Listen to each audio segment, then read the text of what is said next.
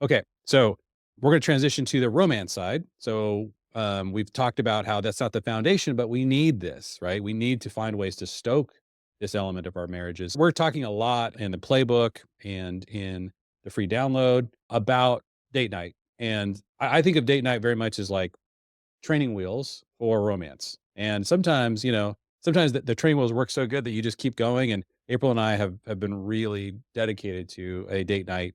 And it has been so helpful to us that, we've studied it and have tried to work on it. You guys, I think, have kind of gone past some of those training wheels and have discovered some other things that are like, wow, this actually works better for us. And so I'd love for you to share some of those tools that have been really helpful in creating and stoking that romance for you guys. Yeah, I would say from an early season, right? Early on in our marriage, we've heard that idea from other couples that are further down, first thing to do, even before you have kids, get the date night, get that rhythm going. We have a neighbor here to us that's been married over 50 years. And every time we run into him, he's asking, how's your weekly date night? And we're both like, well, we're dating each other a lot, just maybe not in the weekly format that people would think. And I don't know. We just found for, again, our personalities, maybe our seasons of life, especially in that season, right? When you have lots of little kids and it's kind of like figuring out childcare for one more thing just felt more daunting and overwhelming. And so we had to learn how to become creative. Yeah. And I think really what we're talking about, I think another word, that's not a replacement, but another word to describe what we're talking about here is like presence. Mm-hmm. Right? To be emotionally and physically present with the person that you have chosen to live the rest of your life with, right? That's what when we're like, what is romance? We get these different pictures. Romance to me is saying like, all right, we're going to be intentional about saying, if I've chosen you, right? If I'm going to potentially spend 70 years of my life, which means almost all of it with you. Like I can remember the time when the amount of time we'd been together was more than half of the amount of time we'd been alive. And I was like, it blew my mind. That's possible. But then you have to ask, all right, what am I going to do to actually be intentionally present emotionally and physically? So that's romance to me as a working definition. And so we actually found ourselves liking each other enough and choosing to pour into this enough that we said, flip from some couples we know, we almost have a date night every night of it, which is kind of crazy. And by date night, what I don't mean is like, we're not going out to a restaurant. We're not getting childcare. We're not watching a movie or. Yeah. It's maybe less special one weekly, but more often just present with one. And so the operating procedure we've kind of come up with as a family that we love is pretty much like, and this bedtime for the kids is obviously as they've aged has increased and increased to later and later potentially, but every night, the assumption, it's not a must, it's not on the calendar, but every night of the week, I mean, literally 7 nights a week, if we're at home as a family, which is pretty often, the assumption is the kids go to bed and we are together. We're playing Big Boggle. Maybe we're watching a show. Maybe we've had seasons where we've listened to podcasts together. Maybe we're going to walk. Yeah. We, were blessed in this new house 5 years ago to have a hot tub. Just finding the things that make presence more like. So think about, again, I just think sometimes we get caught up in what we've been told something has to be.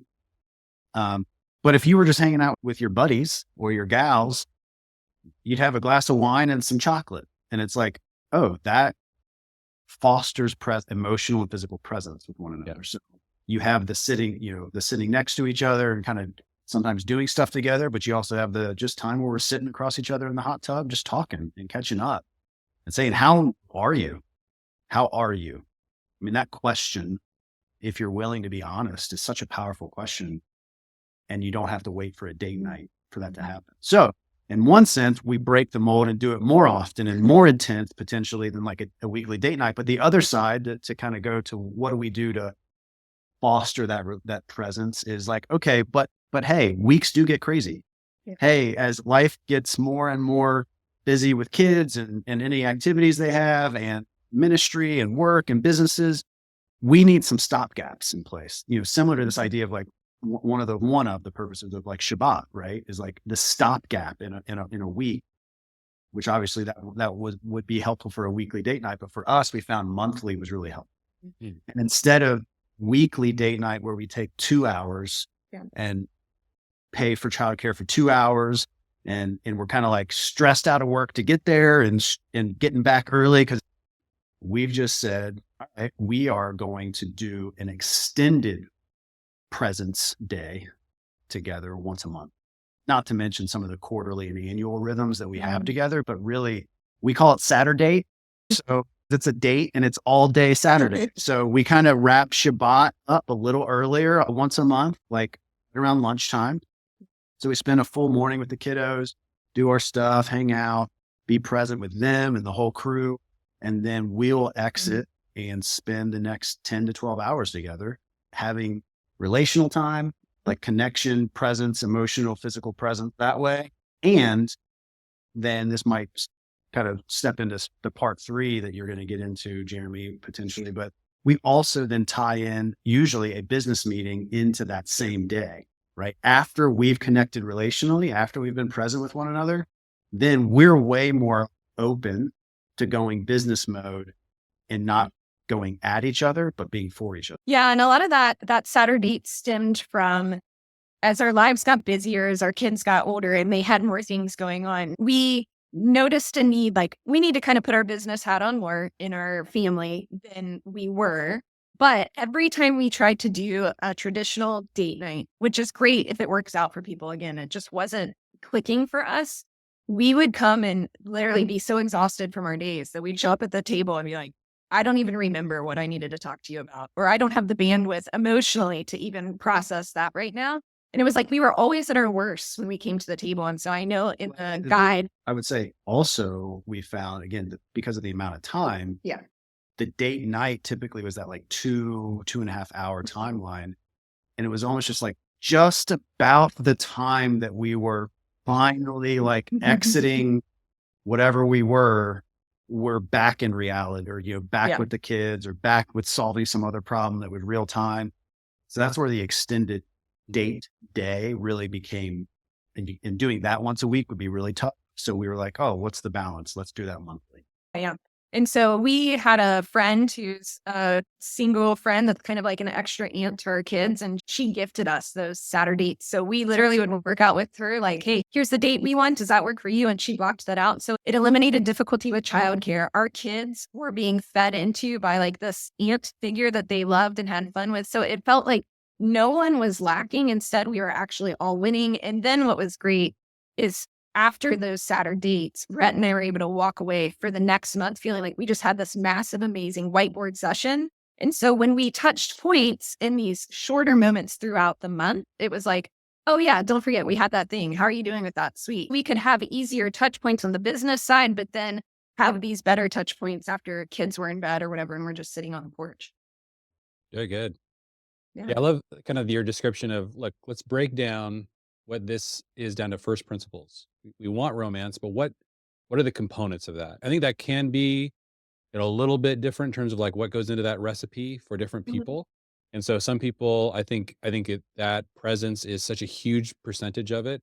And maybe as a part of the presence, it's like that, like open-ended sharing, and that they find that I need a certain amount of time to be able to really open up in that way, then that could be way more important than, for other couples, maybe the date night is really important to them because novelty is something that's really hard on them. Sometimes people struggle with their marriages because of the long-term nature of it, and Mhm. they find themselves wanting variety in different ways. And so getting dressed up and going to different restaurants, or like getting to experience that kind of thing, feeds a certain part of their personality and lets them experience that with their spouse, so that there isn't sort of a fatigue that sets in. I think it's just know what the first principles are. I love what you're describing, Rhett. First principle is this connection through presence.